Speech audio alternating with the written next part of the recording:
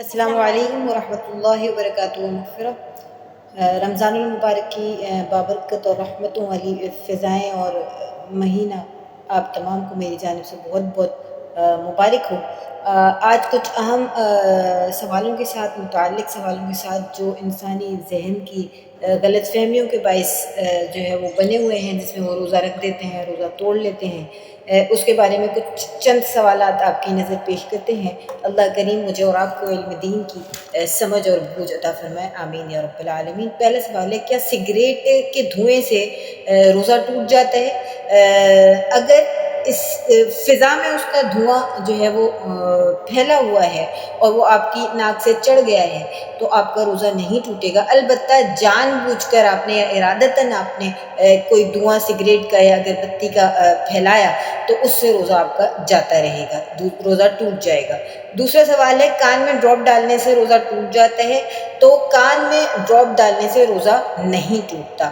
تیسرا سوال، روزے کے دوران ٹائم پاس کرنے کے لیے فلم یا ڈرامہ یا کوئی شو دیکھ لیا جائے تو اس کے لیے روزے کا کیا حکم ہے؟ کیا روزہ ٹوٹ جاتا ہے؟ روزہ ہرگز نہیں ٹوٹتا، لیکن اس کی روحانیت ختم ہو جاتی ہے، اس کی نورانیت ختم ہو جاتی ہے، اور اس طرح دیکھنے سے روزہ جو ہے وہ مکروہ ہونے کی طرف چلا جاتا ہے، یعنی روزہ مکروہ ہو جاتا ہے۔ اگلا آپ کا سوال ہے، روزہ یاد ہوتے ہوئے پانی حلق تک پہنچ گیا اور نیچے بھی اتر گیا تو اس کا کیا حکم ہے؟ اگر تو روزہ آپ کو یاد نہیں تھا اور آپ نے جو ہے وہ کلی کرتے ہوئے پانی چلا گیا حلق میں تو آپ کا روزہ نہیں ٹوٹا، البتہ اگر آپ کو معلوم تھا کہ آپ کا روزہ ہے اور حلق سے نیچے اتر گیا تو آپ کا روزہ ٹوٹ جائے گا۔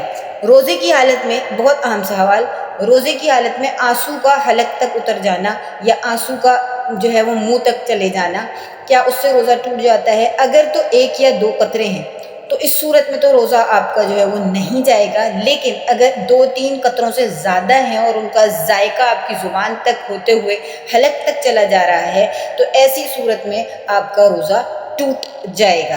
ٹھیک ہے جی، اسی کے ساتھ بہت اہم سوال، روزے میں کاجل اور سرما لگانے کا کیا حکم ہے؟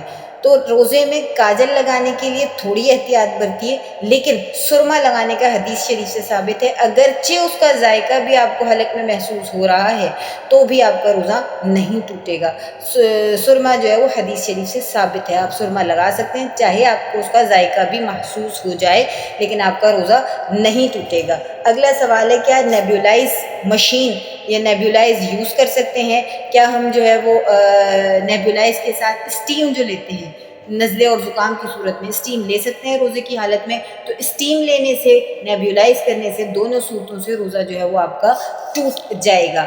اگلا سوال ہے، روزے میں اگر مینسز ہو تو جس وقت چاہے وہ مغرب سے ایک لمحے پہلے یعنی غروب آفتاب سے ایک لمحے پہلے مینسز ہو جائے، عورت کو حیض ہو جائے تو ایسی صورت میں روزہ اسی وقت ختم ہو جائے گا۔ اب اس کے لیے عورت کے لیے کیا حکم ہے کہ وہ کس حالت میں اپنا روزہ گزارے؟ اگر آدھے دن میں ہو گئی ہے، پورے دن میں آخر کے ٹائم پہ ہو گئی ہے تو ایسی صورت میں اس کو وہ کوشش کرے کہ کسی کے سامنے کچھ کھائے پیے نہ اور روزے کی حالت میں ہی رہے، لیکن وہ کھا پی سکتی ہے۔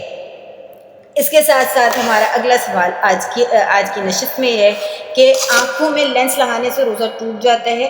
اگرچہ لینس میں کیمیکل پایا جا رہا ہے تو آپ کا روزہ ٹوٹ جائے گا، اور اگر کیمیکل آپ کے لینس میں نہیں ہے اور خالی لینس ہے تو اس صورت میں روزہ آپ کا نہیں ٹوٹے گا۔ روزہ اس صورت میں ٹوٹے گا جب آپ کے لینس میں کیمیکل پایا جا رہا ہے۔ اگلا اور آخری سوال ہے کہ کھانا بناتے ہوئے اگر چکھ لیا جائے تو کیا اس سے روزہ ٹوٹ جائے گا؟ تو صرف چکھنے سے زبان کی حد تک کا ذائقہ ہے، اور پھر اس کو اچھی طریقے سے دھو لیا جائے تو روزہ نہیں ٹوٹے گا، البتہ اگر چکھنے کے ساتھ ذائقہ اس کا حلق میں پہنچ گیا اور وہ نیچے اتر گیا تو روزہ آپ کا ٹوٹ جائے گا۔ روزے کی حالت میں حجامہ کروا سکتے ہیں یا نہیں کروا سکتے؟